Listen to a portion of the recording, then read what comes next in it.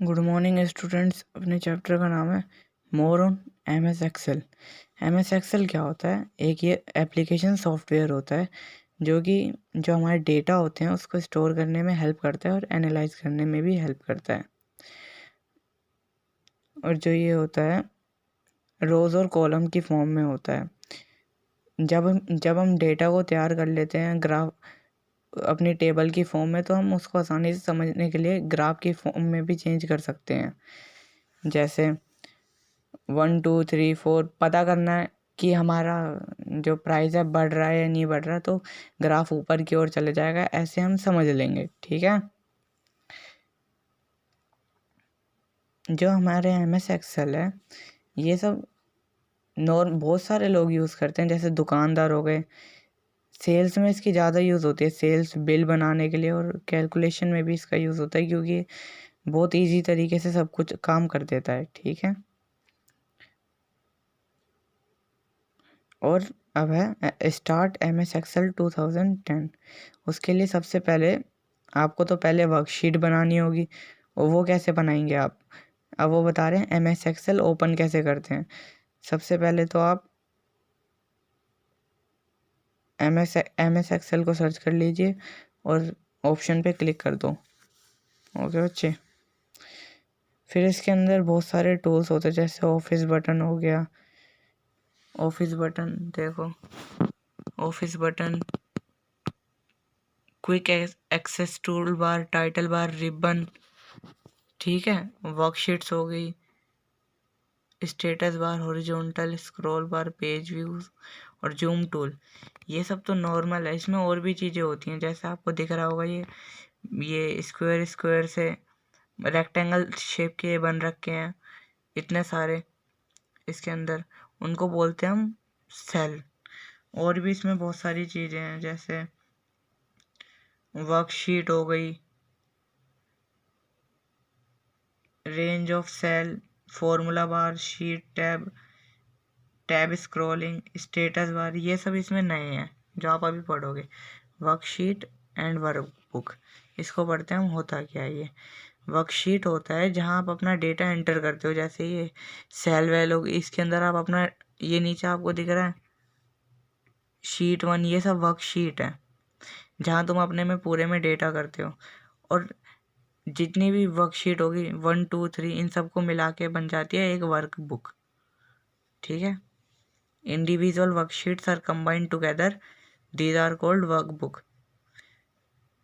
जो वर्कशीट होती है, आप देख रहे हो ये लाइनों सी दिख रही है रेक्टेंगुलर शेप में, इसको बोलते हैं ग्रिड बोलते हैं। जैसे मैथ की कॉपी होती है, ग्रिड शेप में होती है, जो रोज और कॉलम में डिवाइड कर रखा है ये से। जो ऊपर से जो लाइन आ रही है उसको बोलते हैं कॉलम, और जो लेफ्ट टू राइट जा रही है उनको बोलते हैं रोज। जो इसमें रोज होती हैं, ये होती हैं, इसमें रोज होती हैं 10,48,576 रोज होती है, और 16,384 कॉलम्स होते हैं एक वर्कशीट में सिंगल। रोज हेडर क्या होते हैं? वही जो रो हेडर होते हैं 1 से लेकर 10,48,576 तक चलते हैं। और कॉलम हेडर जो होते हैं ए से लेकर, जैसे आप ये देख रहे हो, ए से लेकर ये चलता है XFD तक। अब हमारा नया टॉपिक है सेल। सेल होती है जहाँ रोज और कॉलम इंटरसेक्ट करते हैं, उसी को बोलते हैं हम सेल।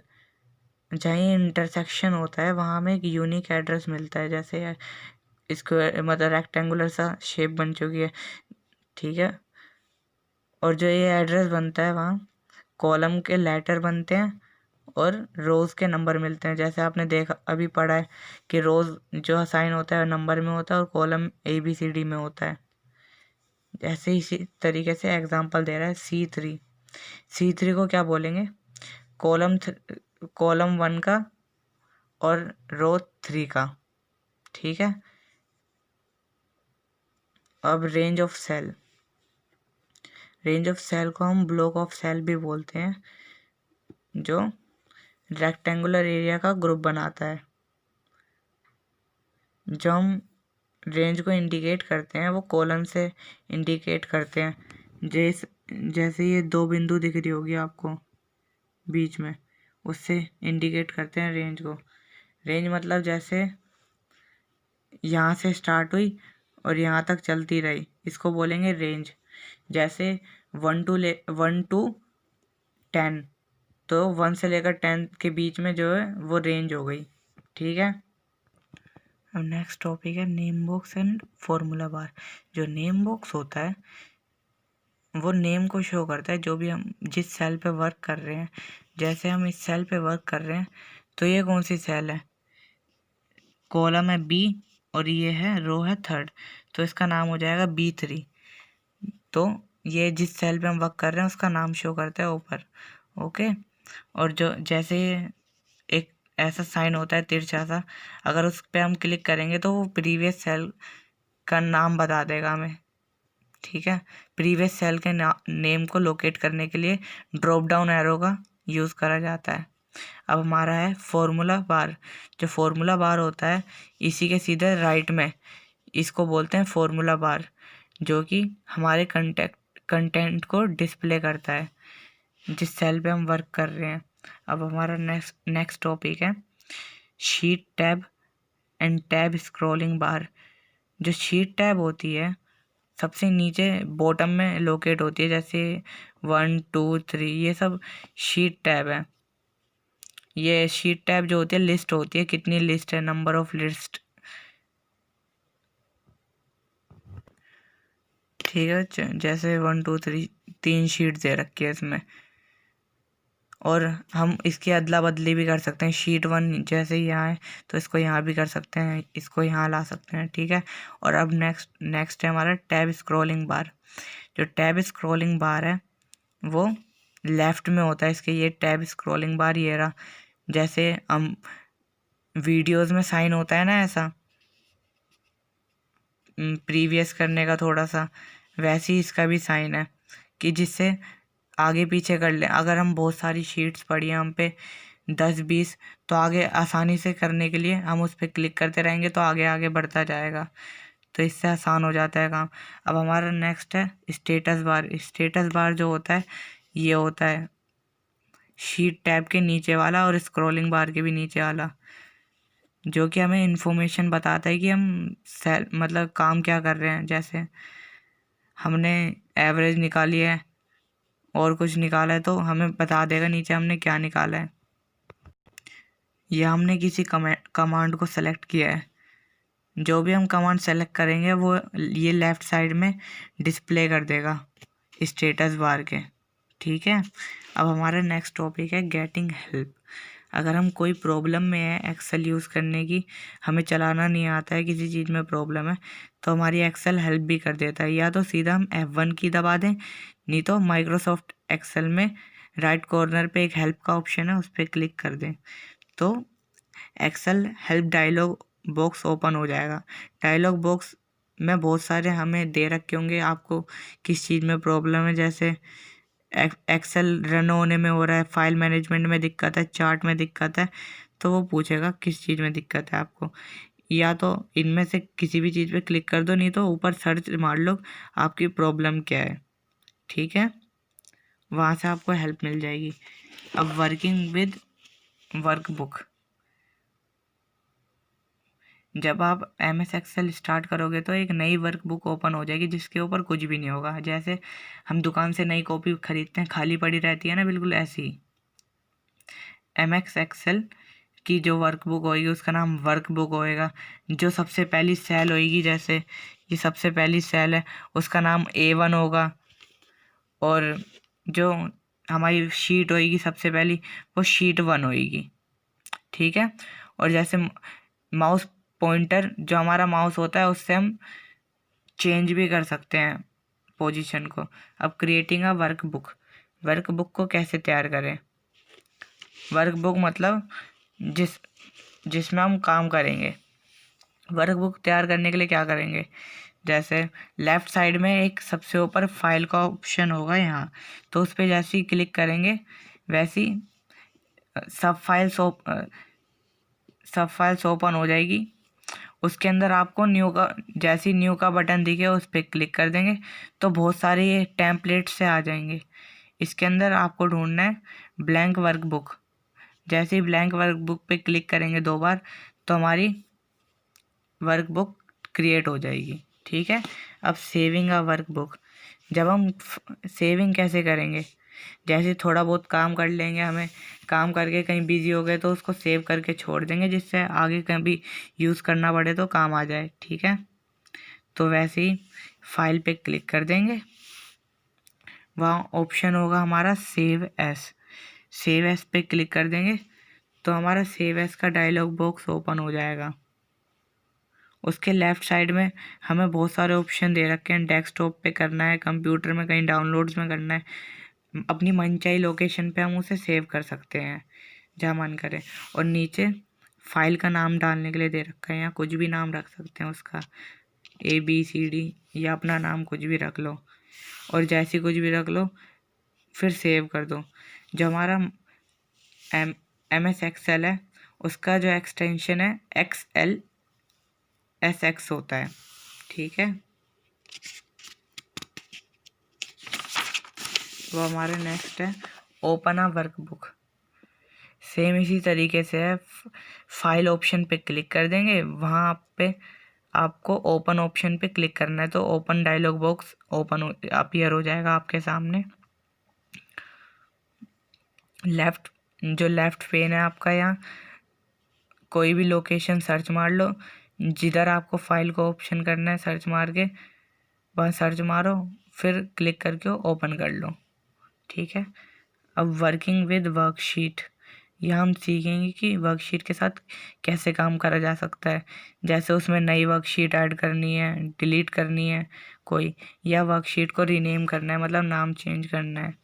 इंसर्ट है वर्कशीट, जैसे हमारे इसमें 2 शीट्स हैं, 2 शीट्स पे हम वर्क कर रहे हैं। मान लो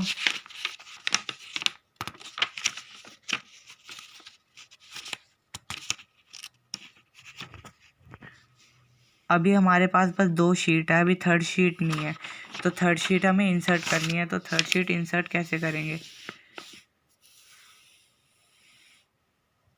शीट टैब पे हम थर्ड शीट पे हम क्लिक कर देंगे, फिर हम होम टैब पे आने के बाद होम टैब पे आएंगे तो ऊपर हमें इंसर्ट का बटन ढूंढना है।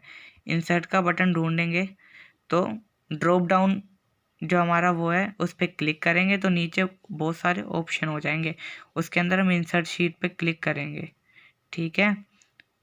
इंसर्ट शीट पे क्लिक करेंगे तो हमारी जो ये शीट है वो इंसर्ट हो जाएगी। और इसका एक और मेथड है, डायरेक्ट जो हमारी शीट 3 है उस पर डायरेक्ट क्लिक करो, राइट क्लिक करो और बहुत सारे ऑप्शन आ जाएंगे हम पे, तो वहाँ डायरेक्ट इंसर्ट पे क्लिक कर दो तो इंसर्ट हो जाएगी वर्कशीट डायरेक्ट। अब डिलीटिंग अ वर्कशीट, डिलीटिंग अ वर्कशीट भी ऐसी है, जिस फाइल को हम डिलीट करना है अपनी मर्ज़ी से डिलीट कर देंगे। फाइल सेलेक्ट करेंगे, फिर होम टैब पे आने के बाद होम टैब पे आ जाएंगे और उसमें इंसर्ट के नीचे डिलीट का ऑप्शन है, डिलीट बटन पे क्लिक करके डिलीट शीट पे दबा देंगे, या तो जो फाइल डिलीट करनी है उसको राइट क्लिक करके वहाँ डायरेक्ट जो ऑप्शन आएंगे वहाँ से डिलीट कर देंगे। अब हमारा नेक्स्ट है रीनेमिंग। रीनेम करना, अपनी मर्ज़ी के हिसाब से हम उसका नाम चेंज कर सकते हैं, रीनेम कर सकते हैं। तो जिस हमें शीट को रीनेम करना है पहले तो उसे सेलेक्ट करेंगे, फिर होम टैब पे आएंगे, होम टैब पे आने के बाद जो इंसर्ट के नीचे डिलीट है और डिलीट के नीचे फॉर्मेट है उसको हम क्लिक करेंगे तो बहुत सारे ऑप्शन आ जाएंगे। उसके अंदर रीनेम का ऑप्शन हो, उसके नीचे रीनेम का ऑप्शन होगा जो कि ऑर्गेनाइज फोल्डर में है, उस पर क्लिक करेंगे और अपनी मर्ज़ी से नया नाम रख देंगे जो रखना है, नहीं तो डायरेक्ट राइट क्लिक करेंगे उस शीट पे जिसका नाम चेंज करना है और डायरेक्ट रीनेम के ऑप्शन पे क्लिक कर देंगे। ठीक है। अब है entering a data in worksheet. हम 4 तरीके का डाटा हम फिल कर सकते हैं। डेट एंड टाइम, जो डाटा कंसिस्ट करता है वैल्यू डेट की फॉर्म में, वो ऐसे करता है जैसे 1/5/2015, और टाइम की फॉर्म में करता है जैसे 9 AM हो गया या 9 PM हो गया। जो हमारी वैल्यूज़ होती है डेट एंड टाइम की, राइट साइड में अलाइन होती है, ये राइट साइड में फिल होती है। और जो नंबर होते हैं डिजिट्स, नंबर की, जो नंबर इंक्लूड करता है, डिजिट करता है 0 से 9, और सिंबल्स जैसे स्टार, प्लस, माइनस, ये सब नंबर को इंक्लूड करता है। और इसकी भी जो वैल्यूज़ होती है राइट साइड में डिफ़ॉल्ट अलाइंड होती है। टेक्स्ट होता है, जो टेक्स्ट हमारा इंक्लूड करता है लेटर हो गए, नंबर हो गए, स्पेशल कैरेक्टर हो गए, और स्पेसिस हो गए। जैसे 1 और 2 के बीच में हम स्पेस करेंगे तो तभी अलग दिखेंगे वो। अगर 1 और 2 को इकट्ठा लिख दिया तो वो 12 बन जाएगा। ठीक है, तो ये स्पेस को इंक्लूड भी करता है। और जो टेक्सचुअल डाटा है वो लेफ़्ट साइड में अलाइंड होता है। फॉर्मूला, जो फॉर्मूला होता है तुमने तो पढ़ा, फॉर्मूला जैसे जो ये फॉर्मूला होता है हर कॉम्बिनेशन ऑफ नंबर, ऑपरेटर और सेल एड्रेसेस होता है। और जो फॉर्मूला होता है इसका यूज़ हम कैलकुलेशन के लिए करते हैं। जैसे फॉर्मूला कोई बताओ, फॉर्मूला जैसे बहुत सारे फॉर्मूला होते हैं, आप जैसी बड़ी क्लास में होगे पढ़ोगे वैसे। मैथ्स में आपने डिविजिबिलिटी टेस्ट पढ़ा होगा, 2 का कुछ और होता है, 3 का कुछ और होता है, वैसे ही। अब क्लोजिंग अ वर्कबुक, क्लोजिंग अ वर्कबुक करने के लिए या तो आप फाइल टैब में आके क्लोज ऑप्शन पे क्लिक कर दो, नहीं तो विंडो के ऊपर क्रॉस ऑप्शन को क्लिक करके डायरेक्ट क्लोज कर दो। ठीक है, फिर आप पे ऑप्शन होगा सेव करना है, नहीं करना है, या कैंसिल करना है। अगर सेव करना है तो सेव कर दो, फिर बाद में क्लोज कर दो, और नहीं करना तो डायरेक्ट कैंसिल कर दो। Exit exist exit exist exiting Excel, मतलब एक्सेल में से बाहर निकलना, कैसे निकलेंगे? तो फाइल टैब में आके एग्जिट पे क्लिक कर दो, नहीं तो क्लोज बटन को क्लिक कर दो अपर राइट में जाके। अब हमारे question answer, how is M S Excel helpful to you? M S Excel किस तरीके से हेल्पफुल है? ये जो हमारा डेटा को स्टोर करता है और एनालाइज करने में हेल्प करता है। जो हमारा फर्स्ट पेज है ये लिखा हुआ है, M S Excel is an application software that helps you to store and analyse data. ठीक है। Second question, what is cell? Cell क्या होती है? सेल हमारी वो होती है जहाँ रोज एंड कॉलम इंटरसेक्ट करते हैं। A cell can be defined as the intersection of rows and column. ठीक है। अब है, where is formula bar located? Formula bar कहाँ लोकेटेड है? जो फॉर्मूला बार लोकेटेड है राइट साइड ऑफ, किसके बताओ? Right side of name box के लोकेटेड है ये। The formula bar located on the right of name box. ठीक है। अब हमारा नेक्स्ट है tick the correct. Tick the correct. M S Excel क्या है? M S Excel is a spreadsheet software. अब M S Excel is a part of that software package. It's a package of M S office software package. Microsoft का ही part है ये भी। By default one workbook in M S Excel contain dash worksheets. अगर हम एक workbook को तैयार करते हैं तो कितनी वर्कशीट पैदा होगी, मतलब कितनी वर्कशीट होगी? जैसे आप कॉपी ख़रीद लेते हो एक नई, तो सबसे पहले अगर आप उसको कॉपी को खोलोगे तो एक ही पन्ना रहेगा ना, जब तक आप दूसरे पन्ने पे ना हो, पलटना पड़ेगा हमें। तो सबसे पहले स्टार्टिंग में 1 ही वर्कशीट होगी उसके अंदर। और एक्सटेंशन नेम बताना है। एक्सेल 2010 का वर्कबुक का क्या है? उसका है .xlsx। अभी पढ़ा था हमने .xlsx। ठीक है। The part of Excel window which show the different group of command is called, उसको हम बोलते हैं रिबन। अब है name the following. It is also known as block of cells. Block of cells किसे कहा गया है? अभी हमने सब पढ़ा था ब्लॉक ऑफ सेल्स किसे कहा गया है, रेंज ऑफ सेल्स को हमने ब्लॉक ऑफ सेल्स कहा है। Range of cells also known as block of cells, ठीक है। अब हमारा नेक्स्ट है it displays the name of active cell. Active cell का नेम कौन दिखाता है? अभी हमने पढ़ा था एक्टिव सेल का नेम कौन दिखाता है, name box displays the name of active cell in a worksheet, ठीक है।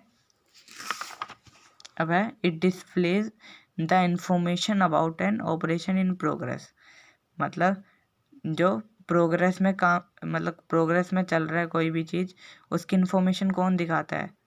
जैसे हम ऊपर प्लस माइनस कर रहे हैं तो प्लस माइनस का कौन बताएगा कि क्या हो रहा है?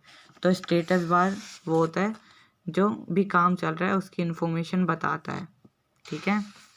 इसका आंसर है स्टेटस बार। तो फोर्थ का आंसर क्या है? It is the combination of number operators and cell addresses. तो उसको क्या बोलेंगे हम? Formula. Formula is the combination of number, operation and cell addresses. It is the area where you do all your work. तो उसको क्या बोलेंगे हम? Work book.